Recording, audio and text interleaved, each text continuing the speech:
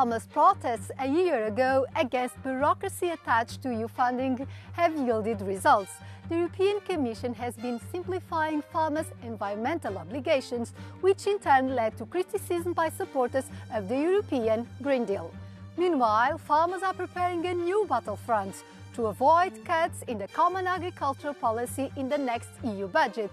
The reform of the European agriculture is at the heart of this EU Decoded.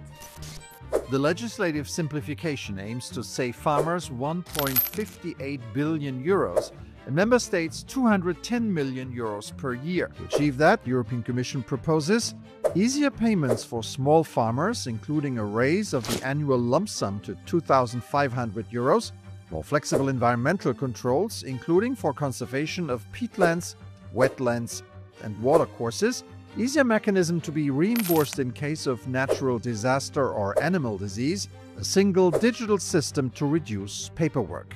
Farmers are pleased, but environmentalists say that measures will backfire.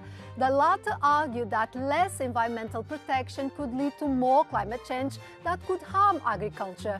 Here's what some Europeans think about this challenge. Yo creo que la normativa, si es por ahí la pregunta, tiene que ser mucho más estrictas y a ellos favorecerles ayudas, pero por otro lado controlarle la manera que tienen de actuar ilegal.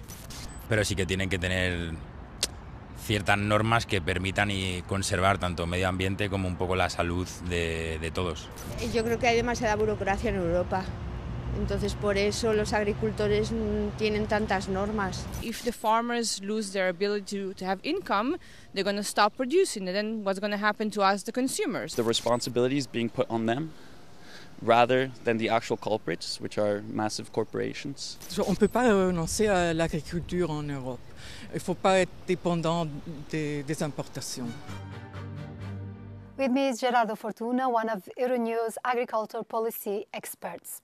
What is the expected outcome of simplifying EU agriculture rulebook? The goal is to make farmers' life easier, basically, insist on their livelihoods and their well-being. And it's, of course, clearly in response to the major farmers' protests that we've seen last year in Brussels and across the rest of the EU countries. So how does agriculture has to evolve in the European Union in order to meet its goals for climate and environmental protection within the Green Deal? I'm a bit pessimistic about it because the agriculture and food part of the Green Deal, the Farm to Fork strategy, has been put aside in this mandate, has been replaced by this EU agriculture and food vision that is not meeting the same environmental concerns, let's say.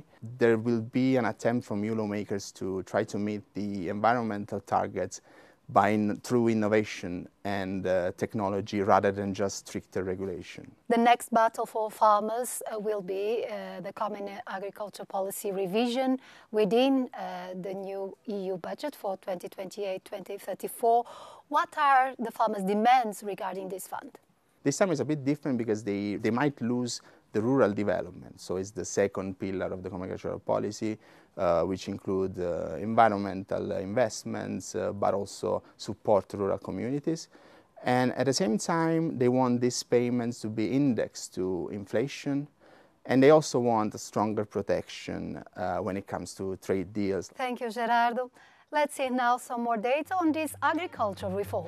In the EU budget for 2021-2027, the CAP received 386.6 billion euros, about one-third of the total budget. For the 2028-2034 budget, the Commission advocates merging the CAP with the Cohesion Fund, the latter used for regional development. The new financial instrument, called National and Regional Investment Partnerships, may be presented in July. The European Parliament opposes this idea and, in a recent resolution, demanded that the fund remain autonomous and receive even more funds in the next budget. Let's hear the positions of two entities with opposing views on this subject, the environmental organization Client Earth and the Farmers Association Copa-Cogeca.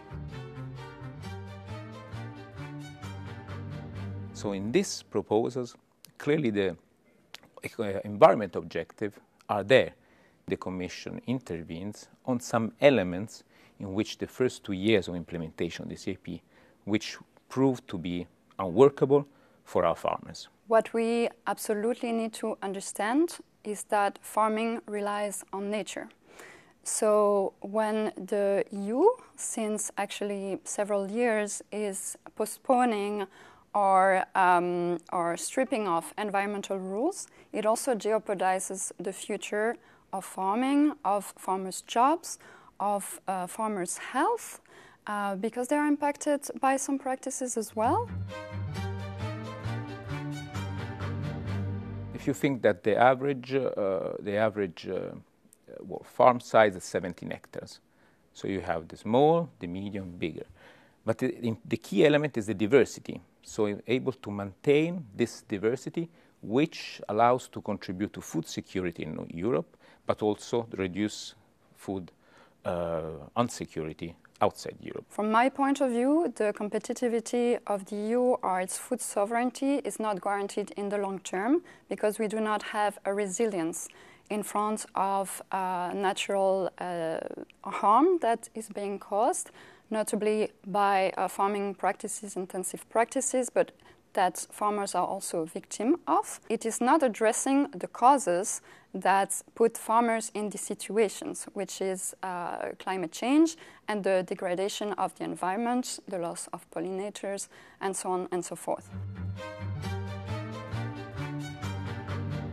Europe needs to invest in agriculture and with a strong budget increase to inflation. We call to maintain a common policy able to ensure a single market, invest to do the transition that society wants, and actually support a strategic sector as agriculture.